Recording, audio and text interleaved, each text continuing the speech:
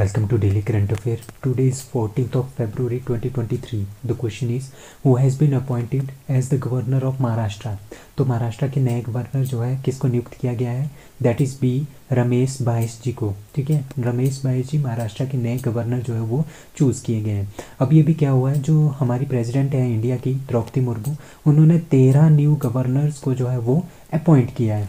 ठीक है, जो भगत सिंह कोश्यारी है उसको क्या बनाया है, जो भगत सिंह कोश्यारी है उन्होंने क्या दिया है, उन्होंने रेजिग्नेशन दिया है from the governor of Maharashtra से, and Radha Krishnan Mathur as lieutenant governor of Ladakh. तो इन दोनों ने क्या दिया है, इन दोनों ने रिज़ाइन कर दिया है. इनके जगह पे नए लेफ्टिनेंट गवर्नर और गवर्नर जो है वो आ गए हैं. ठीक है, रिलेटेड कॉन्स्टिट्यूशन आर्टिकल, तो गवर्नर से रिलेटेड हमारे पास जो कॉन्स्टिट्यूशन आर्टिकल्स हैं उसमें से हैं 153 से लेके 163 तक कुछ ना कुछ गवर्नर से रिलेटेड जो है चीज़ें बताई गई हैं. सो इंडियन कॉन्स्टिट्यूशन का आर्टिकल 153 बोलता है कि वहाँ पे एक गवर्नर होना चाहिए किसी भी स्टेट का, जो भी स्टेट है उनका एक गवर्नर होना चाहिए.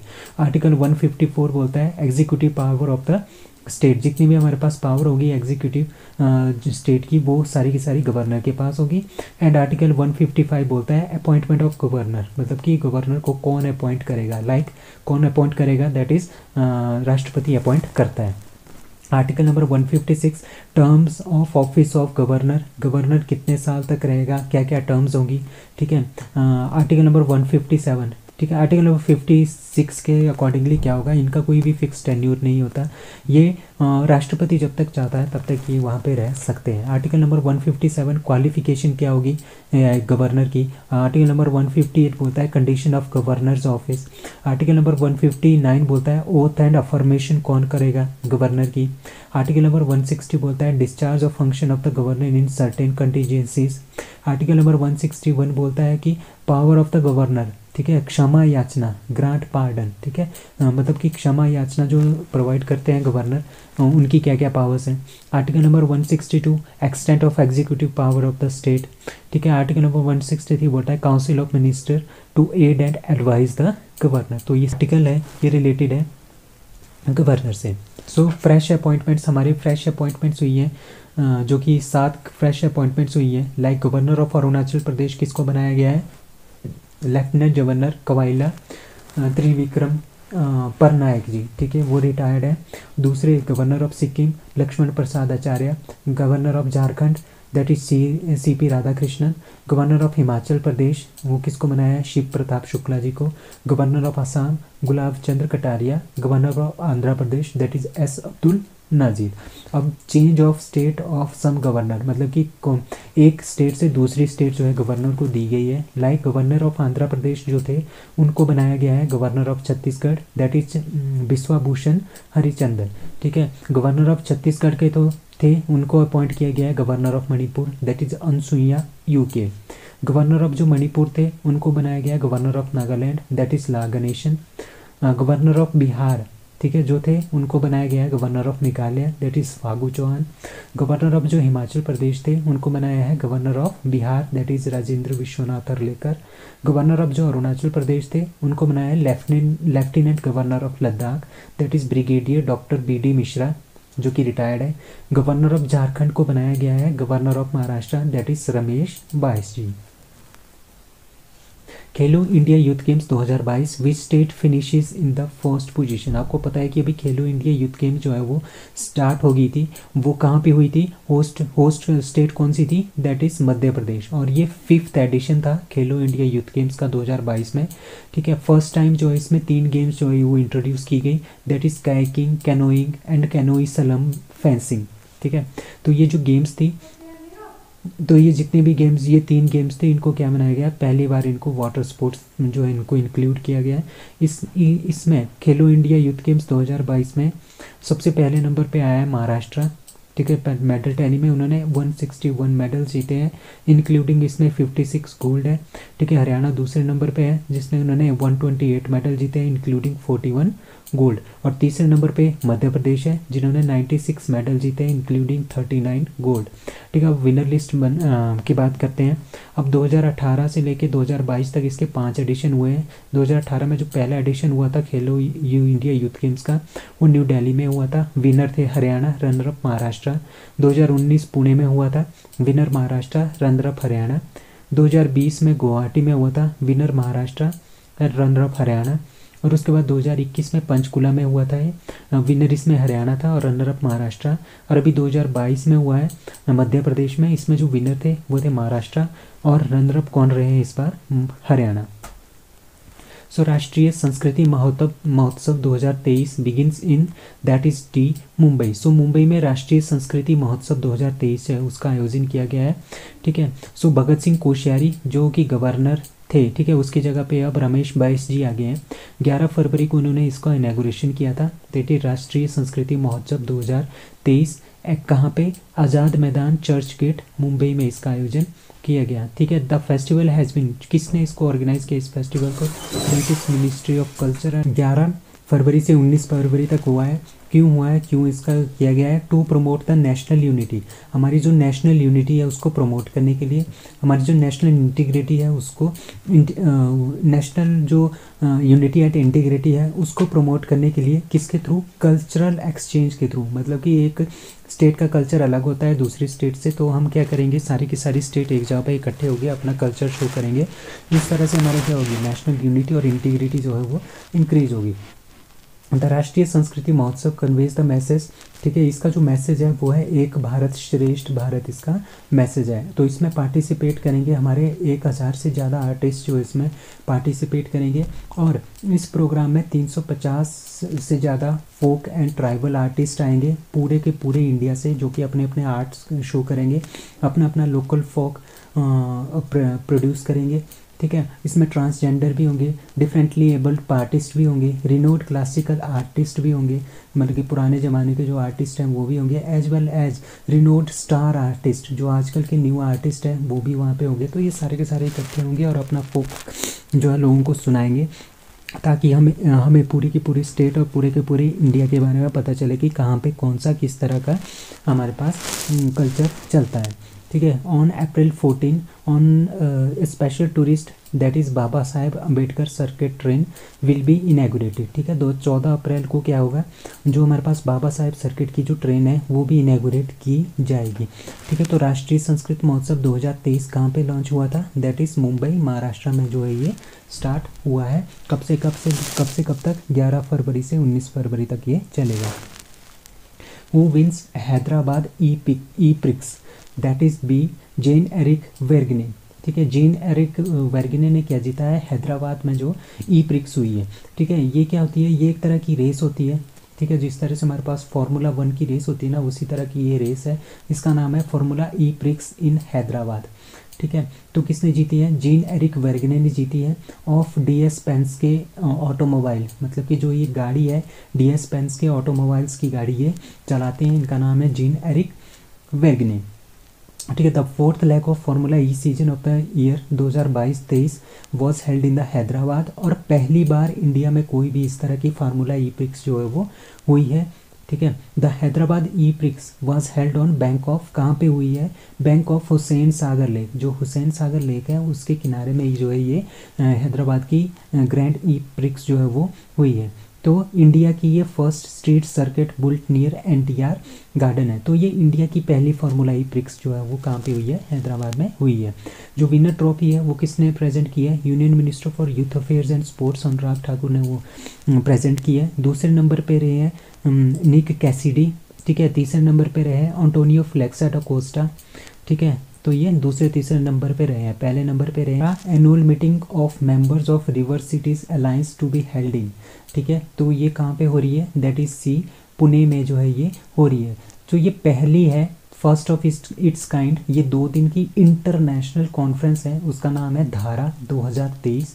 इस बीइंग ऑर्गेनाइज्ड, कहाँ पे ऑर्गेनाइज होगी, पुणे महाराष्ट्र में ऑर्गेनाइज होगी। टू डिस्कस, किसके लिए होती है, to discuss the strategies managing the urban rivers. जितनी भी हमारे पास पूरे इंडिया में रिवर्स है ना, उसको उसके पानी को हमने किस तरह से यूटिलाइज करना है, किस तरह से हमने इसको मैनेज करना है, इसके बारे में जो है ये धारा नाम की जो इंटरनेशनल कॉन्फ्रेंस है 2023 जो कि पुणे में हो रही है।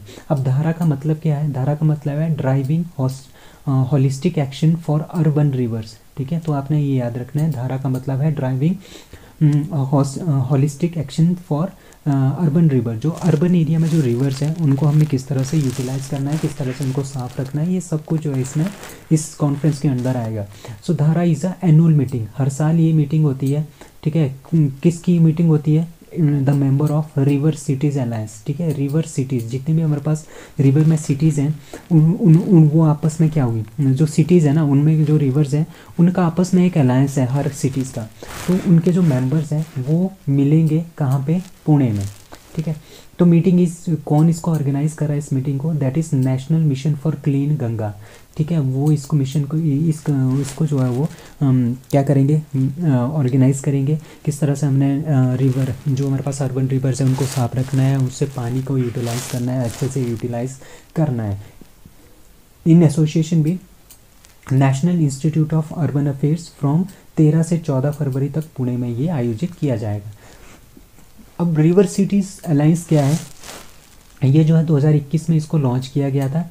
क्यों लॉन्च किया गया था? क्योंकि हमारे पास जो सिटीज़ है ना उसमें बहुत सारी, कभी जो जैसे हमारे पास इंडिया में सिटीज़ हैं वहाँ पे क्या है, वहाँ पे रिवर्स भी होंगी। ठीक है, उन रिवर्स के पानी को हमने किस तरह से उसको यूज़ करना है, किस तरह से एक्सचेंज करना है, तो सभी सिटीज़ में ये बना है। ठीक है, that is river cities alliance. तो इन सभी के जो मेंबर है, पूरे ऑल इंडिया के मेंबर्स वो आएंगे, वो मीट करेंगे पुणे में। It was start is with 30 cities in 2021। तो 2021 में 30 इसके मेंबर थे। अब इसकी 95 सिटीज़ इसकी मेंबर्स हैं। ठीक है, पूरे के पूरे इंडिया में। तो वो सारे मेंबर्स मिलेंगे कहाँ पे? पुणे में। और क्या करेंगे? धारा इंटरनेशनल कॉन्फ्रेंस जो है वो आयोजित करेंगे। ठीक है, it is formed by the successful partnership of 2 ministries, that is ministry of Jal Shakti and ministry of housing and urban affairs. So national women's day and world radio day is celebrated on. ठीक है, तो आपने इसका नाम याद रखना है, that is 13 फरवरी। तो 13 फरवरी को हम क्या मनाते हैं? नेशनल वुमेन डे, इंडिया का वुमेन डे, और वर्ल्ड रेडियो डे। ठीक है, ये दोनों हम मनाते हैं 13 फरवरी को। ठीक है, तो नेशनल वुमेन डे क्यों मनाते हैं? क्योंकि इस दिन जो है जो बर्थडे है किसका है? सरोजनी नायडू जी का बर्थडे है। उनको नाइटिंगेल ऑफ इंडिया भी बोलते हैं। उन्होंने बहुत सारे काम किए हैं वुमेन एम्पावरमेंट के लिए। तभी ये जो हम 13 फरवरी को क्या मनाते हैं? नेशनल वुमेन्स डे मनाते हैं। और उन्होंने क्या किया था? उन्होंने पार्टिसिपेट किया था इंडियन इंडिपेंडेंस के मूवमेंट में भी। ठीक है, और वो बहुत ज़्यादा पोइम्स भी लिखती थी और पैट्रियोटिज्म के ऊपर बहुत सारी बुक्स भी लिखती थी। ठीक है, सो सी हैज सर्व, वो जो है इंडियन नेशनल कांग्रेस की प्रेसिडेंट भी बनी थी।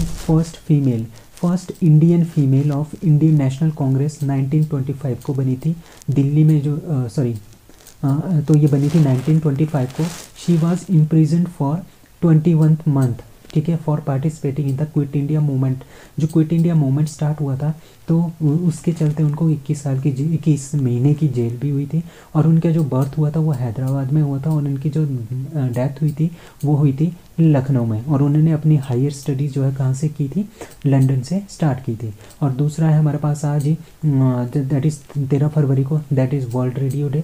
क्यों मनाया जाता है? This day is celebrated to highlight the role played by radio and other broadcasting media.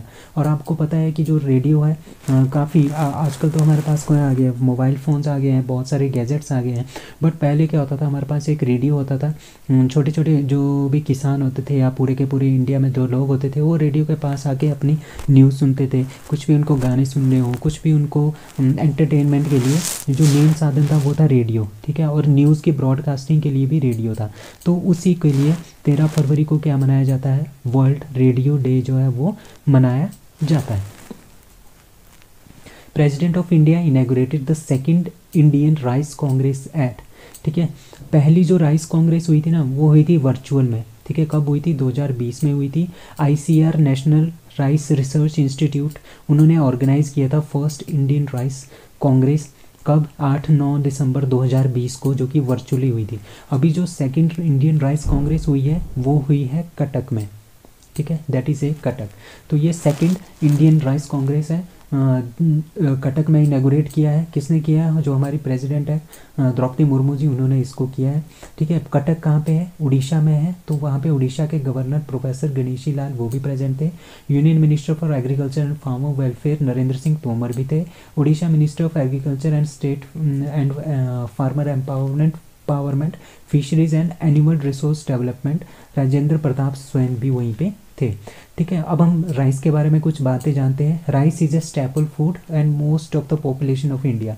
ठीक है, मतलब कि हम बहुत ज़्यादा यूज़ करते हैं राइस का, खाने में भी इनका बहुत ज़्यादा यूज़ होता है। It is a kharif crop है ये। खरीफ मतलब कि जो हम गर्मियों मतलब कि मई जून के महीने में हम इसको उगाते हैं।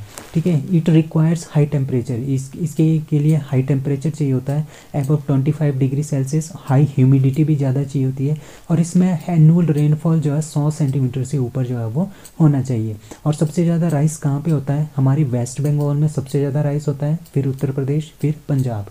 और इंडिया सबसे पहले नंबर पे जो राइस होता है ना पूरे वर्ल्ड में, वो होता है चाइना के पास। दूसरे नंबर पे है India. Cyclone Gabriel hits which country? That is a New Zealand. तो अभी भी क्या हुआ है, न्यूजीलैंड में एक red heavy rain with cyclone Gabriel hitting its shore. मतलब कि जो न्यूजीलैंड है वहाँ पे क्या है, वहाँ पे एक साइक्लोन आ रहा है जिसका नाम है गैब्रियली। सो गैब्रियली है। तो द रेन पॉर मतलब कि जो ये साइक्लोन है इसकी वजह से क्या हो रही है, वहाँ पे हैवी बारिश हो रही है, काफ़ी ज़्यादा बारिश हो रही है। मतलब कि आप इससे अंदाज़ा लगा सकते हो कि 1 घंटे के अंदर अंदर वहाँ पे 30 mm की जो बारिश है वो हो गई है। ठीक है, तो इसी की वजह से वहाँ पे रेड टाइप का अलर्ट जो है, एक तरह का रेड हैवी रेन का अलर्ट जो है वहाँ पे जारी किया गया है। इस तरह का अलर्ट जो इंडिया में जारी होता है ना, कब जारी होता है? जब बारिश इंडिया में 20 सेंटीमीटर से ज़्यादा हो जाए एक दिन के अंदर, मतलब कि 24 घंटे के अंदर अगर 20 सेंटीमीटर से ज़्यादा बारिश हो जाए, तब इंडिया वाले रेड हैवी रेन का अलर्ट देते हैं। बट न्यूजीलैंड में क्या है, न्यूजीलैंड में अगर 1 घंटे में 30 मिलीमीटर से ज़्यादा जो है बारिश हो जाए तो क्या होता है, वहाँ पे रेड हैवी रेन का अलर्ट जो है वो जारी किया जाता है।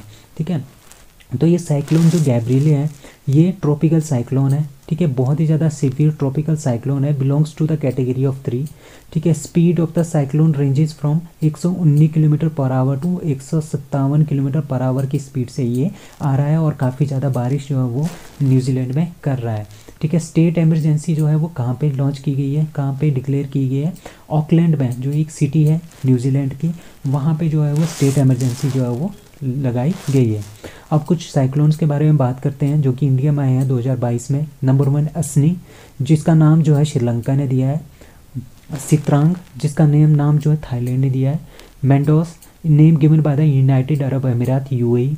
मोचा, जो ये नाम दिया गया है ये किसने दिया है? यमन ने ये नाम दिया है। तो ये 4 जो हमारे साइक्लोन्स आए थे वो इंडिया में आए थे 2022 में। So that's all for today, thank you.